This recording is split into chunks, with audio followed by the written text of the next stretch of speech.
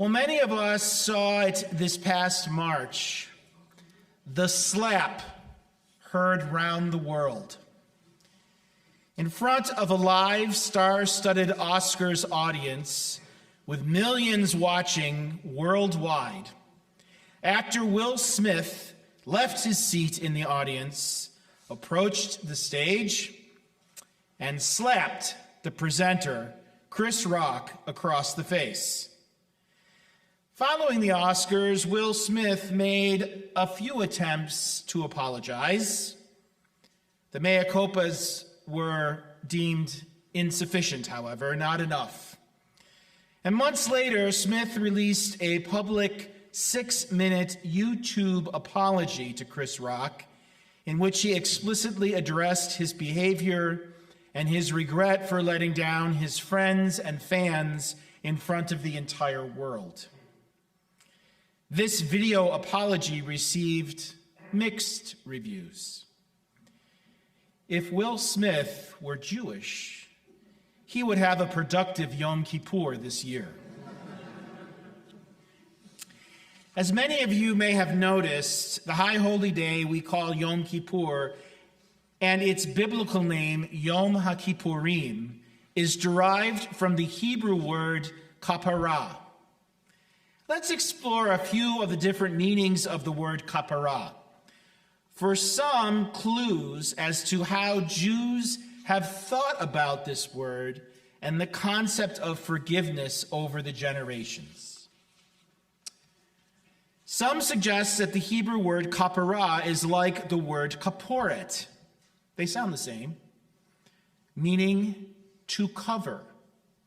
If we think about it, we could consider Kapparah as a form of forgiveness in which one covers up one's sin. This would mean that, on the surface at least, it is no longer visible. However, this kind of Kapparah does not entirely remove or wipe away the sin. This connotation makes me think of Smith's 6-minute apology video on YouTube. It also reminds me of an interview on NPR's program StoryCorps with a man named Fred Taylor Jr. He calls himself the sorry man because he apologized for a living. Let me say that again. He apologized for a living. You see, Mr. Taylor worked in customer relations at Southwest Airlines for 15 years. And it was his job to apologize to frustrated passengers who had experienced flight delays throughout the country. Dear traveler, on behalf of Southwest Airlines, I am sorry. I cannot provide a rational explanation for the myriad of frustrating delays that occurred with your flight. In hindsight, I know that no matter what I say cannot make up for the poor service you were given on that exhausting day. He tells this story. Once there was a nervous flyer on a cross-country flight who tried to self-medicate on board. White wine, her prescription medication, and the change in cabin pressure did not mix well. And so, the woman began taking her clothes off and then started chewing on her seat bottom cushion. She became unruly. Of course, Mr. Taylor says, it was my job to follow up and apologize to the other 137 passengers on that flight. Mr. Taylor had all kinds of ways of apologizing. In this case, we are sorry. We know that assessing the amount of each person's inconvenience is impossible. But I ask you to please accept our apology and give us another chance. Mr. Taylor covered for the airline, but in no way could he make the travel experience, the sin of those on the plane, go away. Sometimes our apologies only cover our mistakes on the surface. We make mistakes, we resent being caught or called out for misdeeds, and know that our words can only superficially cover our wrongdoings. A second way to interpret the word kapparah is to associate it with the word kopher, meaning to redeem or ransom. In this sense, kapparah involves paying a price for forgiveness that usually takes the form of a personal sacrifice. In Israel, kapparah is used today as a Hebrew slang. It's a word to say cutie, sweetie, or my love. Kapparah lecha. Wait, what? Well, it is like saying, I love you so much, I'd sacrifice myself. I'd take a bullet for you. If we think about it, this type of apology forces us to pay the price and feel the pain, perhaps repeatedly, of a hurtful act that we committed against another. In this way, apologizing takes us back to the moment of discomfort. This is a more challenging and painful apology than simply covering ourselves. Two men once met at the door of the community rabbi. They had gone to seek counsel from her. Both men were getting on in years and seeking forgiveness for past actions to clear their guilt. The rabbi asked the first man to tell her of his wrongdoings. He replied, I have committed a great and significant sin. Replied the rabbi in thought. You must go out and find a stone whose size and weight represents your sin and bring it back to me. So the man set off in search of his stone. The rabbi then asked the second man to tell him of his wrongdoing. Well, though many, my sins are small and insignificant. The rabbi paused and then told the man also to go and bring back stones that he felt represented his sins. Eventually, the first man returned, staggering under the weight of a large boulder, so heavy he struggled to walk and had to keep resting along the way. Exhausted, he placed the boulder at the feet of the rabbi. A short time later, the second man returned with a bag containing small pebbles, which he also laid at the rabbi's feet. Well done, both of you, she said. Now, to complete your task, you must return your stones to the exact spot where you found them and pray for forgiveness of your sin. The first man then picked up the large boulder and staggered back to the place from which he had found it and placed it back in the exact spot, recalling his sin and praying earnestly for forgiveness. However, the second man could only remember where some of the pebbles he had found along the way had come from and the reasons he had chosen to take them. After some time, the second man returned to the rabbi and said the task was too difficult. The rabbi replied, You must know, my son, that mistakes are like these stones. If you commit a great sin, it is always obvious to the wrongdoer and lies heavy on their conscience. But if the sinner is truly sorry, forgiveness is possible, and the burden can be released. But if one is constantly doing small wrong things, and the person does not feel any great load of guilt or shame for the actions, and is not truly sorry, the sinner will continue to carry and accumulate all of these wrongdoings. That person will have no idea about the nature or the breadth of the transgressions done. So you see, it is as important to avoid little sins as well as big ones. we need to own our mistakes and pay some price for them when we apologize. And we need to understand how little transgressions add up and become difficult to keep track of. This pain of realization is the first step in moving toward apology, atonement, and ultimately unburdening ourselves of this weight. While finally, some say that Kapparah means atonement, which I like to think of as at one mint. At one mint. This means that Yom Kippur promises an inner experience of return or a sense of wholeness.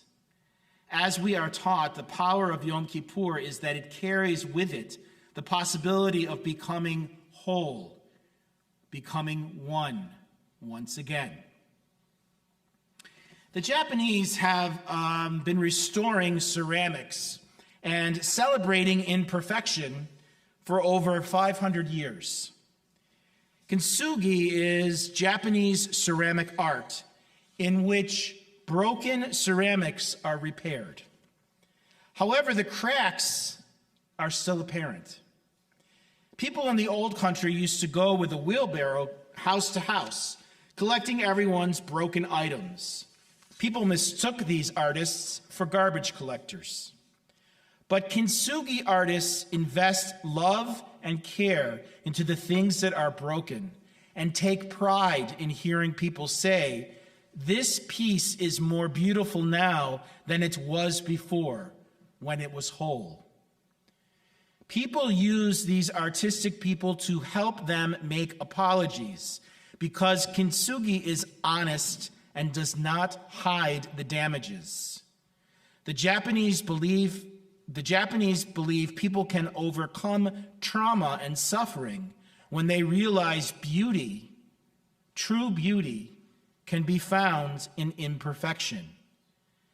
As one artist said, Kintsugi teaches us how to forgive ourselves and others and make a better world by applying the Kintsugi philosophy to everyday life. We can find beauty in what is broken. Yom Kippur is a little like the Japanese art of Kintsugi, repairing cracks in pottery with gold ceramic glue. The cracks are still there.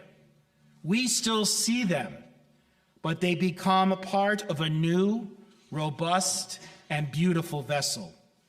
The fact that the piece has been broken becomes part of the object's story.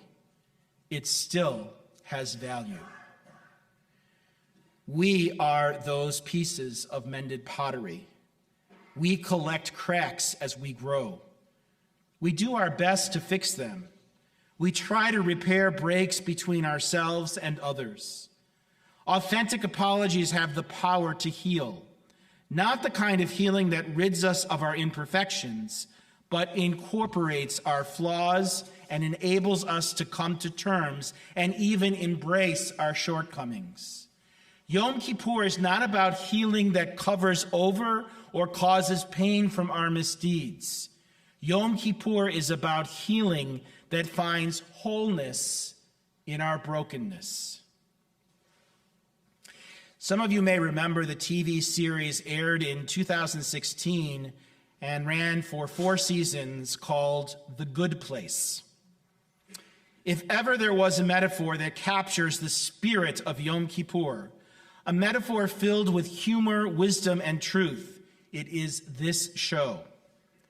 Created by Michael Schur, The Good Place begins with the character Eleanor Shellstrop, who opens her eyes and is welcomed by a man named Michael into a bright office. She's informed that she has died, but thanks to her incredible selflessness and her selfless life on earth, she's been granted eternity in a utopian neighborhood called The Good Place. The hiccup is that Eleanor is an incredibly mean and self-centered person who deep down knows she doesn't belong in the good place. She tries to blend into life in the good place with help from her friends, and they teach her how to be a good person. But then there's a twist.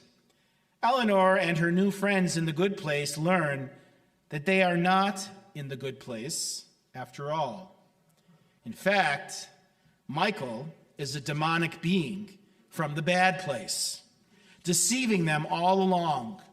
With humor and irreverence, this series explores the questions that make Yom Kippur and the process of atonement so challenging for each year.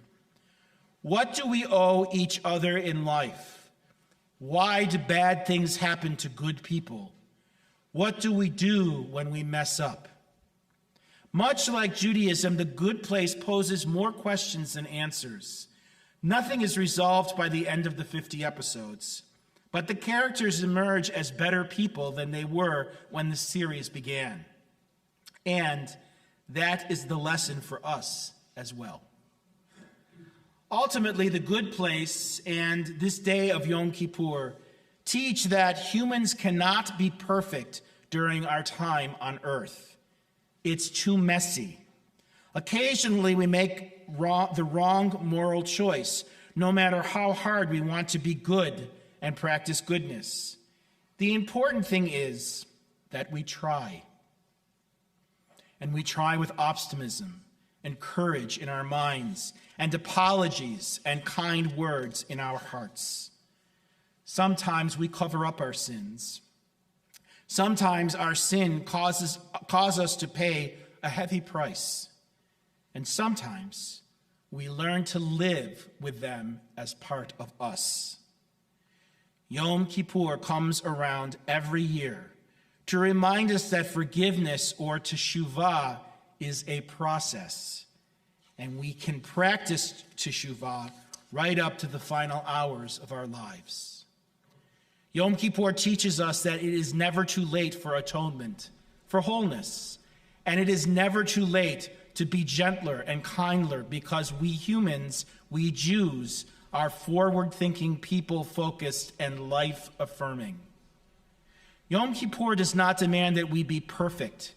What matters is that as the sun sets tomorrow, we walk away feeling better, more at one with ourselves, with each other, and our world. Eleanor summarizes it well during the series finale of The Good Life. Life's true joy is in the mystery. May we embrace the mystery, our perfections and our permutations, and may that cause us to move forward toward one another, and closer to our better selves. Amen. Amen.